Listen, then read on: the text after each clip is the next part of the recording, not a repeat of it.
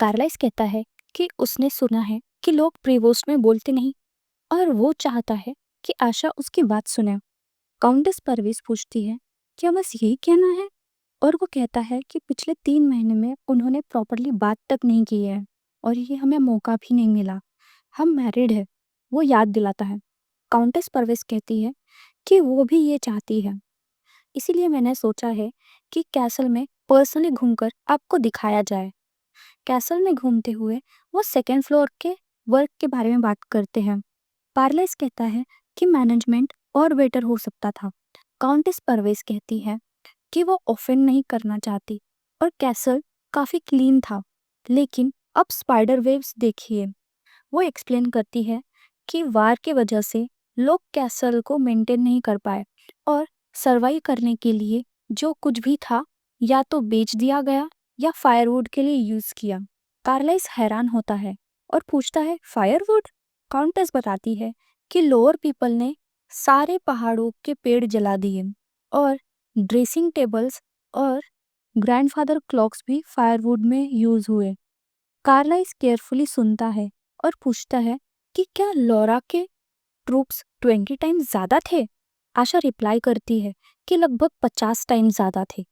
कार्लाइस कहता है उसने गॉड ऑफ वार की ब्लेसिंग्स प्राप्त की है, एक गिफ्टेड वॉरियर है, पर वो उसके फादर की बहुत रिस्पेक्ट करता है क्योंकि वो एक ट्रू नाइट थे और उन्होंने एक ट्रू नाइट का काम किया। वो सोचता है कि उनका first encounter royal family member के साथ उसके फादर के साथ हुआ था और ये थोड़ा अनयूजुअल है। कार्लाइस कैसल में पोर्ट्रेट्स की कमी नोटिस करता है और काउंटेस एक्सप्लेन करती है कि वार की वजह से टाइम नहीं मिला। वो कहता है कि आर्टिस्ट को टाइम लगता है पेंट करने में, मॉडल को नहीं, और सजेस्ट करता है कि आमिर का पोर्ट्रेट होना चाहिए ताकि रॉयल फैमिली की याद प्रिजर्व हो सके। काउंटेस थोड़ा कंफ्यूज हो जाती है और वो बोलती है पेंटिंग्स बनाकर कैसल में क्यों लगानी है। उस पर कार्लाइस कामली जवाब देता है पोर्ट्रेट यादगार होती है, एक याद जो जिंदा रहनी चाहिए, चाहे लकड़ी की कमी हो, पर ऐसी चीजें संभाल कर रखनी चाहिए ताकि आने वाली नस्लें अपने पुरखों को देख सके, याद रख सके। काउंटेस ने महसूस किया कि हिज हाइनेस दूसरे लोगों से बिल्कुल अलग सोच रखते हैं, सिर्फ रिकॉर्ड्स के लिए नहीं बल्कि अपनों की यादों के लिए पोर्ट्रेट्स बनवाते हैं। इसी बीच दूसरे कमरे में एक आदमी बोला कार्लाइस को गए हुए 3 महीने हो गए हैं, अब हमें कुछ करना चाहिए। उसने कहा जो लोग भगवान के द्वारा चुने गए हैं उन्हें उसकी मर्जी के खिलाफ नहीं चलना चाहिए। गैब्रियल ने फिर अपनी चिंता बताई एम्पायर के नोबल लोग बहुत घमंडी हो गए हैं, दूसरों के दिलों को कुचल देते हैं। सिर्फ जीसस का चर्च ही सच्चा रास्ता है, सब भगवान के सामने बराबर है।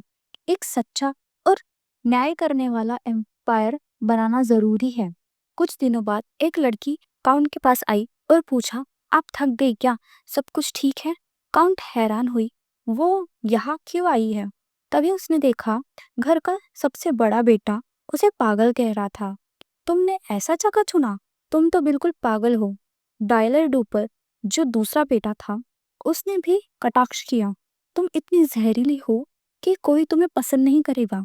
इसी दौरान एक आदमी हिज हाइनेस के पास आया और याद दिलाया कि डिप्लोमेट का प्रूफ ऑफ लॉयल्टी पहुंच गया है। उसने कहा लेडी को अंदर बुलाया जाए। जब वो आई हिज हाइनेस ने उसे पहचान लिया, सिसिलिया दुप्रैट। सिसिलिया ने आगे बढ़कर झुककर अपनी वफादारी दिखाई, जैसे लेटर में लिखा था। उसने कहा जब मैंने लेटर देखा मुझे लगा आप हमसे कुछ चीजें लेना चाहती हैं, पर अब लगता है आप चाहती है कि मैं सब पर नजर रखूं।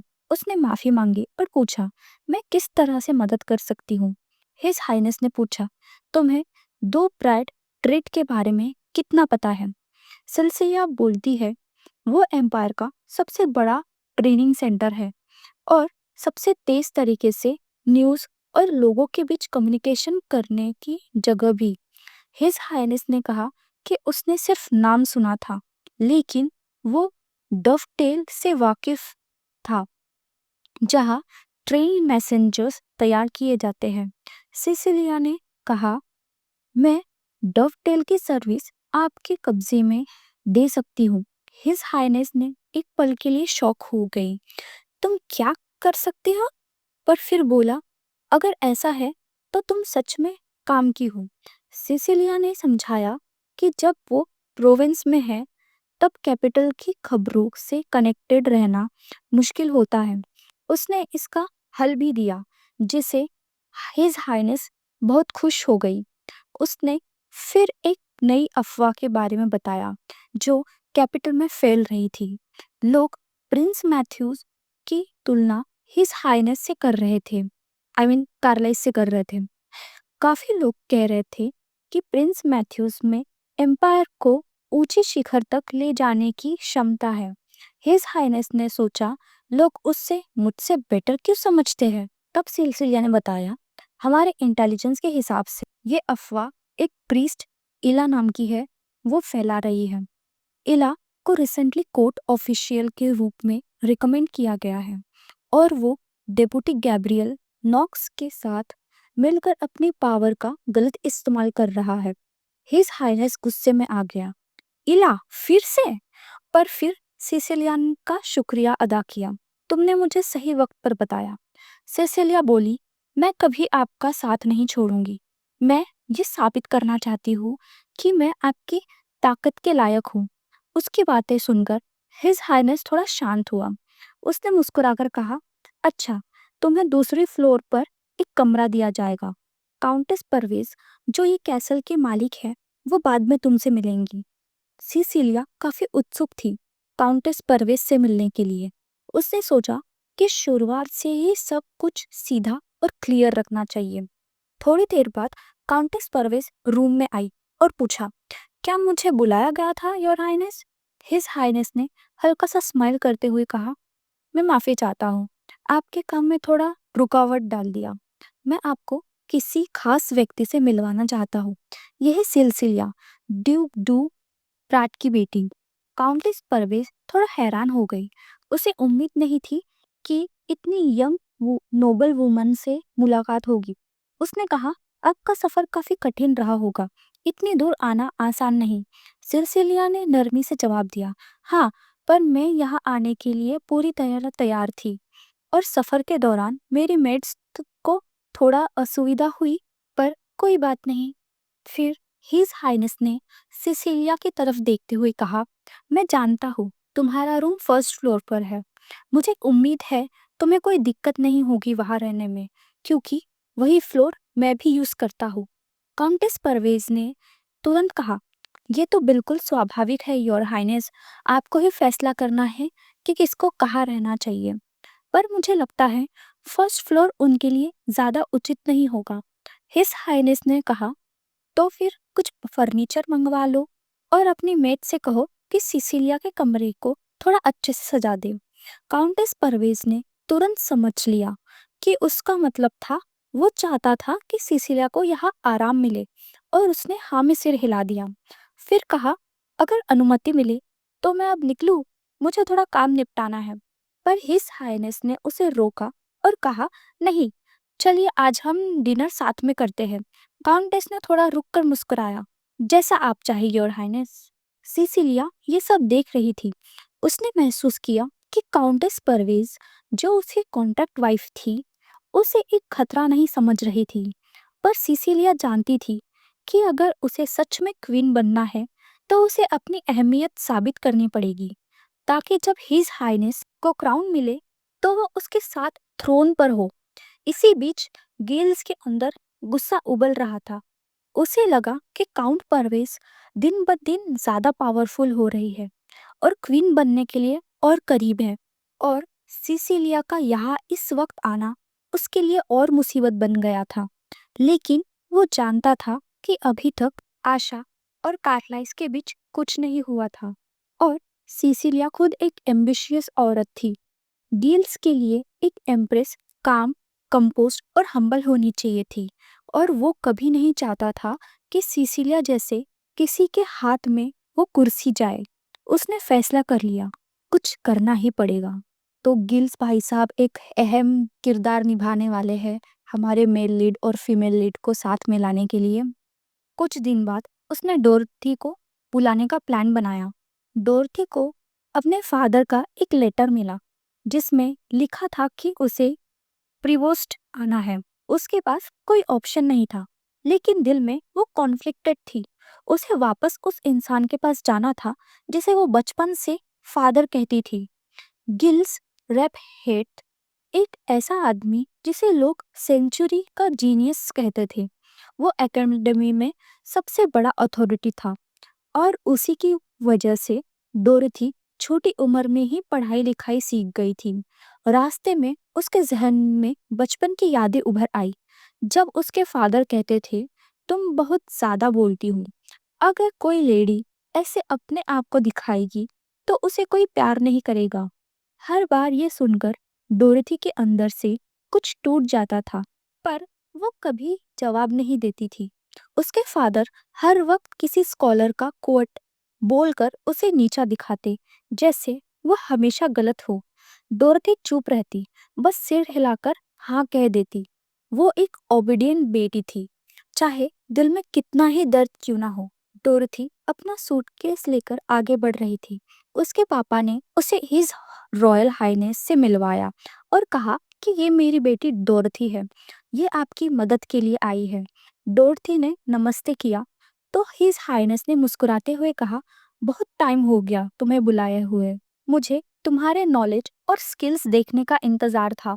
डोरथी ने हल्का सा झुककर बोला, फादर ने कहा था आपके पास बहुत काम है, मैं बस छोटी मोटी मदद के लिए आई हूँ। उसके फादर ने तुरंत बोला, ये एकेडमी में पढ़ने वालों में थोड़ी बेहतर है। हिज हाइनेस ने मन ही मन सोचा, लगता है प्रोफेसर भी काफी एम्बिशियस आदमी है। जैसे ही सिसिलिया आई, उन्होंने डोरथी को बुला लिया, फिर स्माइल करते हुए बोला, यहाँ आना आसान नहीं था, जगह भी थोड़ी कठिन है। मैं चाहता हूँ तुम थोड़ा आराम कर लो, लेकिन पहले इस कैसल के ओनर से मिल लो। उन्होंने बोला, बस एक मिनट रुको, मैं काउंट परवेज को बुलाता हूँ। डोरथी ने सोचा, ये वही काउंट परवेज है जिन्होंने बैटलफील्ड में बारबेरियन मारे थे। कैसे होंगे ये, डरावने तो जरूर होंगे। उसने तय कर लिया कि चाहे कुछ भी हो, वो अपना एक्सप्रेशन कंट्रोल में रखेगी, ना शौक दिखाएगी ना फ्रॉन हो जाएगी। कुछ देर में काउंट परवेज अंदर आई। डोरथी ने उसे देखा तो थोड़ा हैरान रह गई। काउंट ने हिज हाइनेस को ग्रीट किया और अपना परिचय दिया। हिज हाइनेस ने डोरथी से पूछा, तुम हैरान क्यों हो गई? डोरथी ने हल्का सा मुस्कुराकर कहा, नहीं नहीं कुछ नहीं। फिर उसने काउंट परवेज से कहा, मैं डोरथी हूँ। उसके फादर ने बताया, मैंने इसे अपने पास रखा है ताकि ये छोटे काम में मदद कर सके। काउंट परवेज के मन में चल रहा था, क्या हिज हाइनेस और लेडीज बुला रहे हैं? काउंट परवेज थोड़ी सीरियस हो गई और डोरथी से बोला, यहाँ प्रीवोस्ट थोड़ा अनसेफ है, इसलिए कैसल के अंदर ही रहना और जब भी बाहर जाओ किसी को साथ लेके जाना। डोरथी ने शुक्रिया कहा और बोला, आपका धन्यवाद इतना ध्यान रखने के लिए। हिज हाइनेस ने काउंट से पूछा, आप डिनर में हमारे साथ रहेगी? काउंट ने हाँ में जवाब दिया। हिज हाइनेस ने सोचा, लगता है इसे फीमेल गेस्ट में कोई खास इंटरेस्ट नहीं है। बाद में डोरथी और उसके पापा रूम से निकले। रास्ते में उसके पापा ने उससे पूछा, तुमने उसे हर हाइनेस क्यों कहा? उसे काउंट प्रीवोस्ट कहना चाहिए था। डोरथी ने कामली कहा, पापा, चाहे वो कॉन्ट्रैक्ट मैरिज ही क्यों ना हो, पर वो हिज हाइनेस की वाइफ है। अगर मैंने उसे रिस्पेक्ट से एड्रेस नहीं किया तो हिज हाइनेस पे बुरा इंप्रेशन पड़ेगा। पापा का गुस्सा तुरंत भड़क गया। उन्होंने चिल्ला के कहा, क्या तुम्हें नहीं पता वर्ड्स में भी पावर होती है? अगर तुम उसे हर हाइनेस कहती रही तो हिज हाइनेस भी उसे अपनी पत्नी मान लेगा। फिर उन्होंने स्टर्न टोन में कहा, तुम्हें यहाँ रहने के दौरान हिज हाइनेस को इम्प्रेस करना है। और हमेशा की तरह डोरथी ने बस हाँ में सिर हिलाया। वो सोचने लगी, अगर मैं क्राउन प्रिंसेस बन गई तो जितनी मर्जी बुक्स पढ़ सकती हूँ, अपनी लाइफ अपने हिसाब से जी सकती हूँ। मैं पूरी कोशिश करूंगी। लगता है मैंने गिल्स को गलत समझ लिया। ये तो आशा और कार्ला इसको अलग करने में लगा हुआ है, अपनी ही बेटी को क्राउन प्रिंसेस बनाने में लगा है। चलो आगे देखते हैं क्या होता है। अगले दिन काउंटेस परवेज ने नए बटलर सेमुअल से कैसल के मेंटेनेंस के बारे में बात की। उसने डेला से कहा, अब से तुम सैमुअल की मदद करोगी। डेला ने तुरंत हाँ कर दिया। काउंटेस ने सैमुअल को बोला, तुम डेला के साथ कैसल देख लो और क्या क्या करना है वो सीख लो। उसके बाद आशा और डेकर वॉक पर गए। जब वो वॉक कर रहे थे तो डेकर ने कहा, लगता है अब सच में ऑटम आ गया, पहला हार्वेस्ट शुरू होने वाला है। काउंटेस मुस्कुराई, हाँ इस बार हम विंटर के लिए इमरजेंसी फूड स्टॉक कर पाएंगे। डेकर ने बोला, और नेक्स्ट ईयर या उसके बाद हम सरप्लस खाना बेच के थोड़ा पैसा भी कमा सकते हैं। थोड़ी देर दोनों चुप रहे। फिर डेकर ने कहा, काउंटेस मुझे कुछ और बात करनी थी।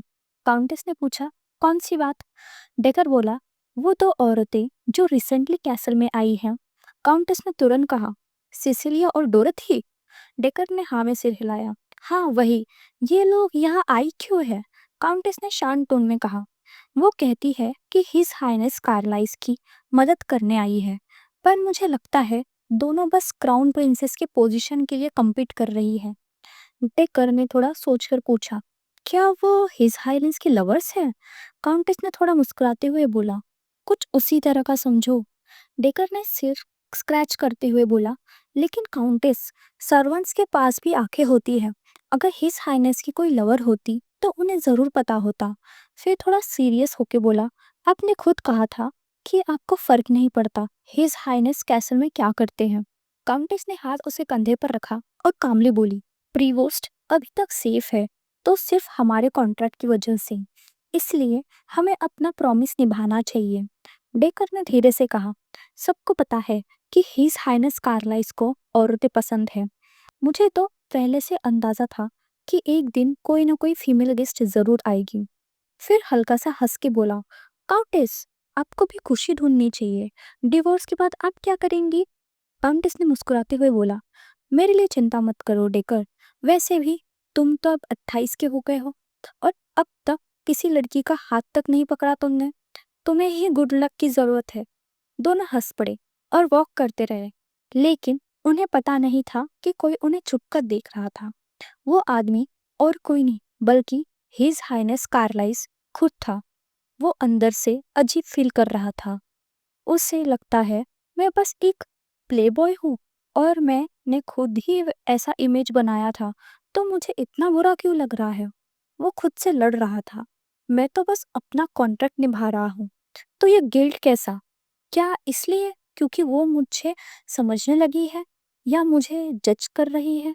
फिर सोचा, उसे मेरी लाइफ का सिर्फ लिमिटेड पार्ट पता है, पर फिर भी वो ऐसे बिहेव करती है जैसे सब जानती हो। उसके अंदर थोड़ा इरिटेशन था, पर कंफ्यूजन भी। वो सिर्फ एक विलेज लॉर्ड है, क्राउन प्रिंस के बारे में सब कैसे जानती हो सकती है? वो अपने आप पर ही हंस दिया। मैं बिना रीजन के उसका पीछा कर रहा हूँ। अगर लियोन ये देखता तो जरूर मजाक उड़ाता।